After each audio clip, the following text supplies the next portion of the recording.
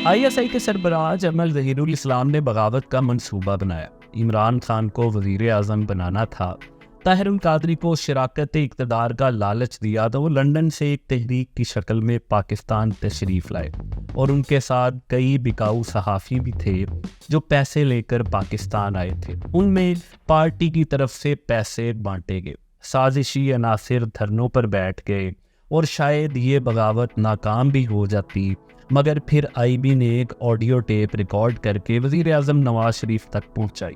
وزیر اعظم نے فوری طور پر جنرل راحیل شریف کو بلوایا، اور پھر جنرل ظہیر الاسلام کو بھی وزیر اعظم ہاؤس بلا بھیجا گیا۔ ٹیپ چلائی گئی تو اس میں جنرل ظہیر الاسلام یہ ہدایات دیتے نظر آئے کہ افراتفری کیسے پھیلانی ہے اور وزیر اعظم ہاؤس پر کیسے قبضہ کرنا ہے۔ جستجو میں آج ہم یہ جاننے کی کوشش کریں گے کہ پھر کیسے جنرل ظہیر الاسلام کی بغاوت کی سازش پکڑے جانے کے بعد انہیں عہدے سے ہٹایا گیا۔ جنرل ظہیر الاسلام کون ہے، ان کا خاندانی تعارف کیا ہے؟ لنڈن پلان جب جنرل ظہیر الاسلام، عمران خان، طاہر القادری اور گجرات کے چودھریوں نے ایک منتخب حکومت کو ختم کرنے کے لیے سازش کی۔ کون کون سے صحافیوں کو پیسے دے کر اس بغاوت میں استعمال کیا گیا؟ عمران خان کے دھرنے کیسے شروع ہوئے؟ کس نے ان کی فنڈنگ کی اور اس کا مقصد کیا تھا؟ جنرل ظہیر الاسلام کو ریٹائرڈ کیا گیا تو ان کی مصروفیات کیا رہی؟ اور سب سے بڑھ کر جنرل ظہیر الاسلام کا اعتراف جرم جب انہوں نے تسلیم کیا کہ پاکستان تحریک انصاف کو ایک سیاسی قوت بنانے میں ان کا اہم کردار تھا، یعنی انہوں نے اپنے حلف سے روگردانی کی۔ لیفٹیننٹ جنرل ظہیر الاسلام کو انٹر سروسز انٹیلیجنس کا نیا ڈائریکٹر جنرل مقرر کیا گیا ہے۔ اس کو ضرور اڈاپٹ کیا جائے اور اس سے I'm sure بہت لوگوں کو فائدہ پہنچے گا۔ انہوں نے کہا میں نواز شریف سے استعفیٰ لینے جا رہا ہوں۔ اس نے کہا اس نے گن پوائنٹ کے اوپر 12 اکتوبر کو استعفیٰ نہیں دیا، تیرے کہنے پہ کس طرح استعفیٰ دیا؟ سر 2014 کے دھرنے آپ نے منعقد کروائے تھے، غلط کام تھا یا نہیں؟ آپ DGI تھے۔ ظہیر الاسلام نے بہت میڈل کیا، یہ he actually lobbied for martial law takeover. The whole process doesn't even take 5 minutes, but the effect is tremendous. اس کے اندر ہم نے مختلف پارٹیوں کو ٹرائی کیا اور ہم نے ایک تیسری فورس کو الاؤ کیا۔ وہ تیسری فورس ہمیں لگا کہ شاید ڈیلیور کر سکتی ہے۔ دھرنا تو PTI کر رہی تھی، اگر اس کے پیچھے جنرل ظہیر صاحب تھے تو ان کو جواب دہ ہونا پڑے گا۔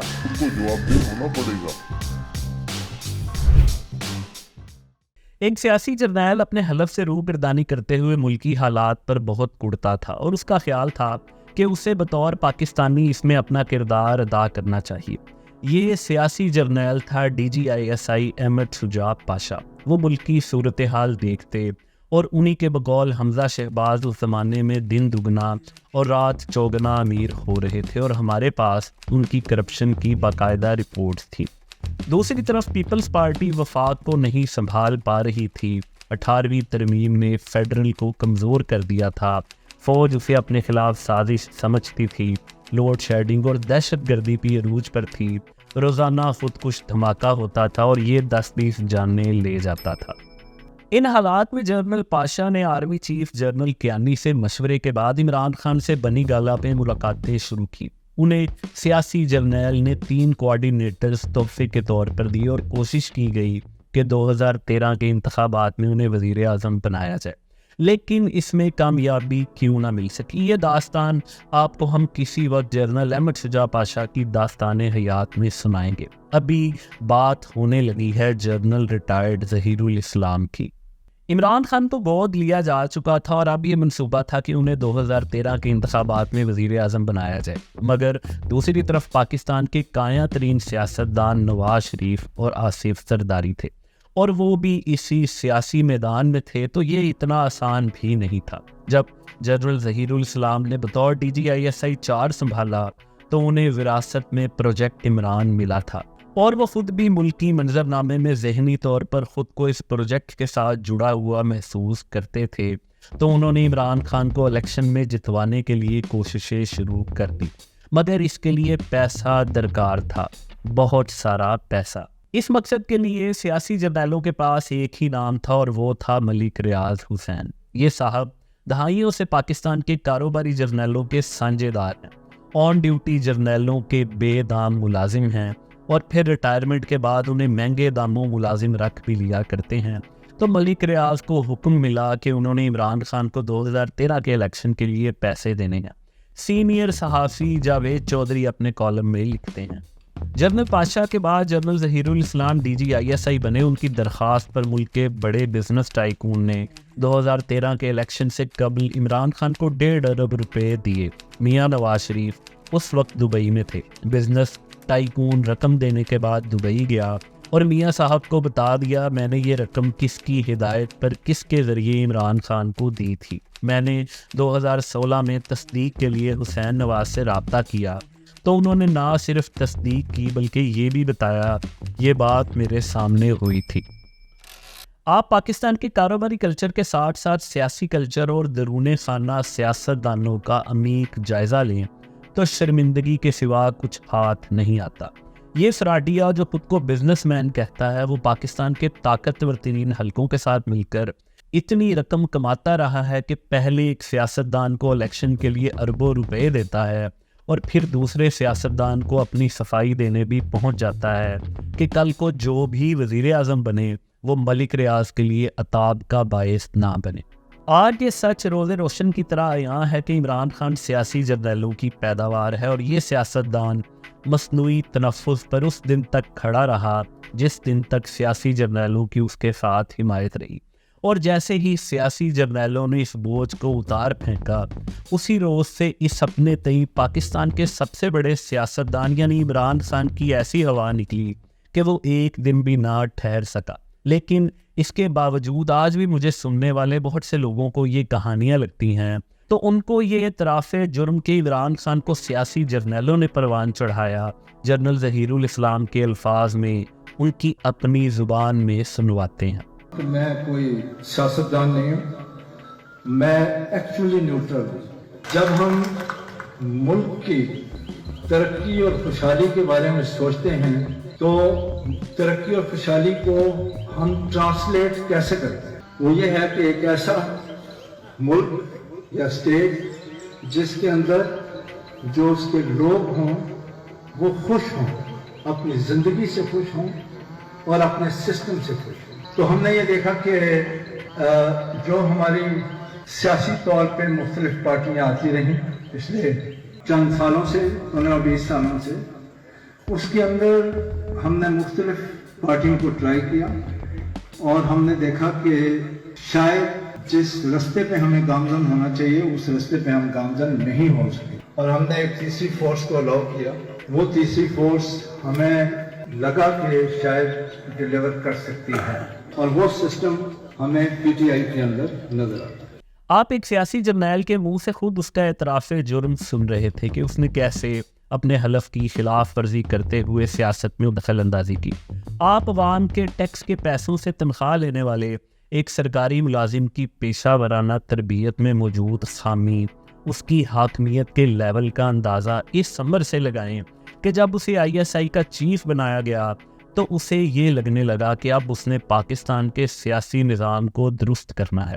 آپ اندازہ لگائیں کہ ایک فوجی پاکستان کی ترقی اور خوشحالی کو ٹرانسلیٹ کر رہا ہے، اس کی تعریف بیان کرنے کی کوشش کر رہا ہے اور یہ بتانے کی کوشش کر رہا ہے کہ کیسے ان سیاسی جرنیلوں نے گزشتہ 15-20 سالوں میں مختلف سیاسی جماعتوں کو ٹرائی کیا اور انہیں معلوم ہوا کہ اب ایک تیسری سیاسی فورس کو سیاسی منظرنامے میں شامل کرنے کی ضرورت ہے۔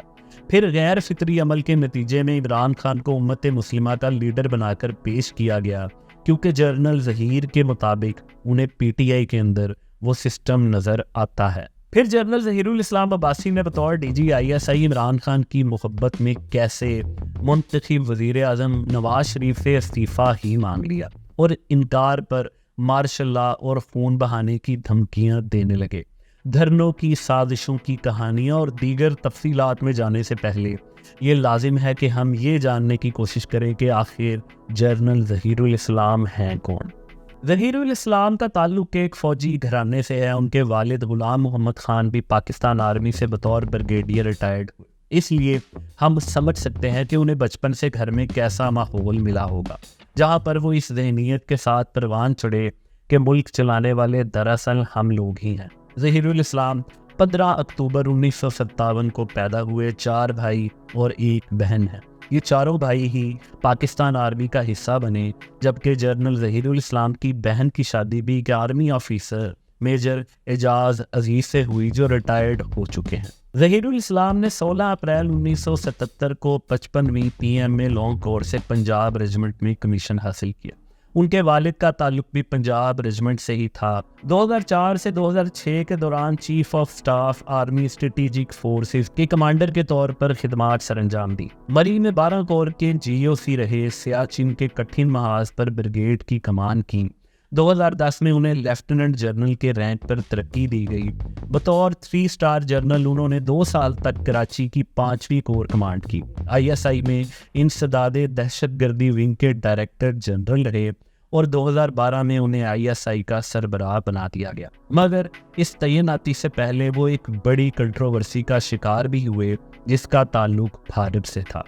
پاکستان کے ایک صحافی نے یہ انفارمیشن دی کہ بھارتی major general Shah Nawaz general Zaheer الاسلام کے چچا تھے. انہی کی منہ بولی بیٹی لطیف فاطمہ خان بھارتی سپر سٹار شاہ رخ خان کی والدہ اور اس طرح شاہ رخ خان جنرل ظہیر الاسلام کے رشتہ دار ہیں. ISI کی طرف سے اس کی تردید کی گئی اور یہ واقعی ایک غلط خبر تھی.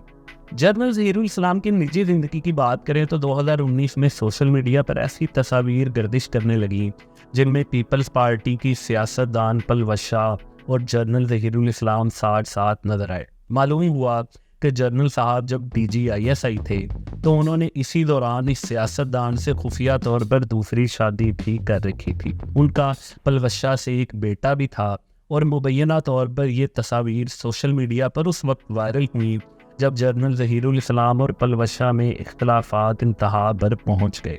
2020 میں معاملات اس حد تک سراب ہو گئے کہ پلوشہ اپنے اور بیٹے کے حق کے لیے عدالت جا پہنچی. پھر ایسے ہی وقت جنرل ظہیر الاسلام کی مدد کو ان کے پراپرٹی ٹائکون دوست پہنچے. پلوشہ سے تمام مالی معاملات کو حل کیا گیا اور جنرل ظہیر الاسلام کی اس مسئلے سے جان چھڑوائی گئی. جنرل ظہیر الاسلام نے 18 مارچ 2012 کو بطور DG ISI اپنے عہدے کا چارج سنبھالا تو ان کی سیاسی انجینئرنگ کا آغاز اس سے پہلے ہی ہو چکا تھا. مگر اب ان کے سامنے ایک کٹھن مرحلہ درپیش تھا اور وہ تھا بقول شیخ رشید ایک تانگے کی پارٹی کو انتخابی میدان میں اتارنا اور انہیں کامیاب کروانا. شاید ان کی سیاسی کیلکولیشن انہیں یہ ضرور بتاتی ہوگی کہ عمران خان اس بار وزیر اعظم نہ بن پائیں, لیکن وہ پاکستان کی ترقی اور خوشحالی کے لیے اس سلسلے کا آغاز ضرور کرنا چاہتے تھے. اور اس مقصد کے لیے سیاسی جرنیلوں نے اپنا جادو کا چراغ رگڑا اور اس میں سے ملک ریاض نے نکل کر پوچھا کیا حکم ہے میرے آقا, اور پھر انہیں حکم دیا گیا کہ عمران خان کو 2013 کے الیکشن میں پیسوں کی کمی نہیں ہونی چاہیے. جنرل ظہیر الاسلام نے نہ صرف PTI کو رقم کی کمی نہیں ہونے دی بلکہ انہوں نے اس بات کو یقینی بنایا کہ ملک بھر میں الیکٹیبلز جوک در جوک PTI میں شامل ہوں. اس سلسلے میں 2013 کے الیکشن سے پہلے سیاسی جرنیل کی ماں پر ان سیاستدانوں کو فون کالز کی گئیں جو الیکشن جیت سکتے تھے اور ان کا ووٹ بینک تھا. انہیں دھونس, زبردستی, بلیک میلنگ, ہر طرح کے حربے سے توڑ کر PTI میں شامل کروایا گیا. عمران خان کے بنی گالا والے گھر میں سیاستدانوں کا ٹرک الٹا گیا.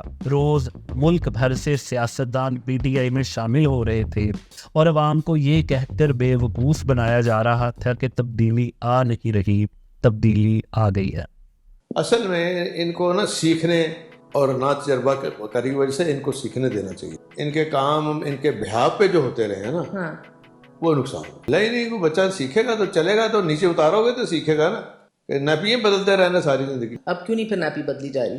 نیپی بھی مہنگی ہو گئی ہے. یہ بیساکھیوں میں ہی چلنا ہے. یہ ان کی بیساکھیاں اور ان کی ان حرکتوں سے تو اچھے بھلے ان کے ساتھی بھی ایکسپوز ہو رہے ہیں نا. مگر دوسری طرف مسلم لیگ نون اور پیپلز پارٹی سمیت تمام سیاسی جماعتیں ان تمام حرکتوں پر نظر رکھے ہوئے تھیں. وہ بے بس تھیں.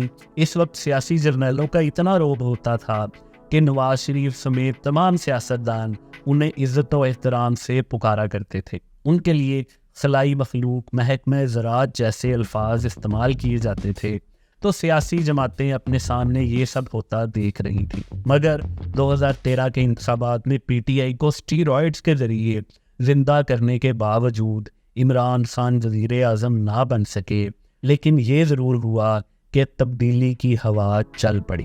آج وہ نوجوان جو 24 سال کے ہیں، یعنی بھرپور جوان ہو چکے ہیں، 8 سے 10 سال قبل جب پروجیکٹ عمران لانچ ہوا تو وہ بچے تھے۔ سوشل میڈیا کلچر پروان چڑھ رہا تھا تو ان نوجوانوں کو پی ٹی آئی کے ٹرولز نے ایسا بے وقوف بنایا کہ ان کی جوانی ضائع کر دی، اور یہ سیاسی پروپیگنڈے کا شکار ہو کر عمران خان کی مقبولیت کو قدرتی سمجھنے لگے۔ عمران خان وزیر اعظم بنے گا تو دنیا کا ہینڈسم ترین وزیر اعظم ہوگا۔ اس کا انداز دیکھو، نواز شریف تو اس کے مقابلے میں کدو لگتا ہے۔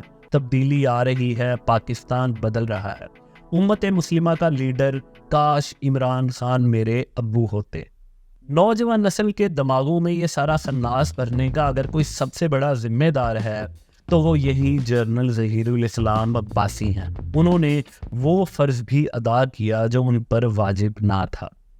پاکستان میں جبر کا ماحول اتنا شدید تھا کہ جو بھی سیاسی جرنیلوں کے عزائم کی راہ میں رکاوٹ بنتا اسے عبرت کا نشان بنانے کا حکم جاری کر دیا جاتا۔ سینئر صحافی حامد میر پر کراچی میں ایسا ہی قاتلانہ حملہ ہوا جس میں وہ زندہ بچ گئے، مگر اس جبر کی نشانی گولی کی صورت میں آج بھی ان کے جسم میں موجود ہے۔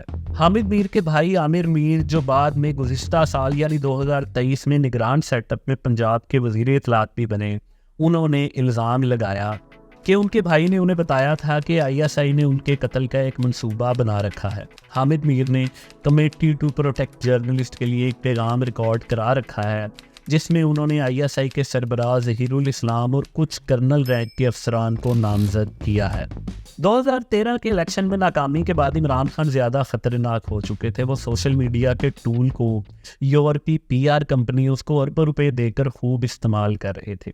پاکستان میں فرحان ورک جیسے کی بورڈ واریر پیدا ہوئے، مگر جنرل ظہیر الاسلام صرف اسی پر خوش نہیں تھے، بلکہ اب ان کا منصوبہ تھا کہ وہ انقلاب لائیں، پاکستان میں مارشل لا لائیں، نواز شریف کو وزیر اعظم ہاؤس سے نکال باہر کریں۔ شاید یہ ان کی اسی انقلابی سوچ تھی جس نے بعد میں 9 مئی والا سانحہ بھی کروایا، یعنی جس سیاسی پارٹی کی تربیت ہی ایسی ہوئی ہو اس سے آپ ایسے ہی کسی اقدام کی توقع کر سکتے ہیں۔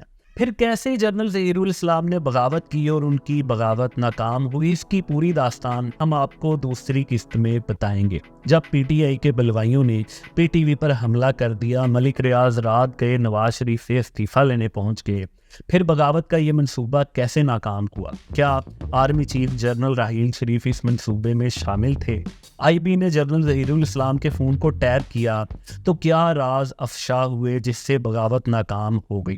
اسلحہ بھری گاڑیاں وزیر اعظم ہاؤس کے باہر سے کیسے پکڑی گئیں؟ لنڈن پلان کیا تھا؟ عمران خان کے دھرنوں کا ماسٹر مائنڈ کون تھا؟ ان دھرنوں میں پیسہ کس نے لگایا؟ جنرل ظہیر الاسلام کیسے جاتے جاتے بھی نواز شریف اور چودھری نثار کے تعلقات میں دراڑ ڈال گئے؟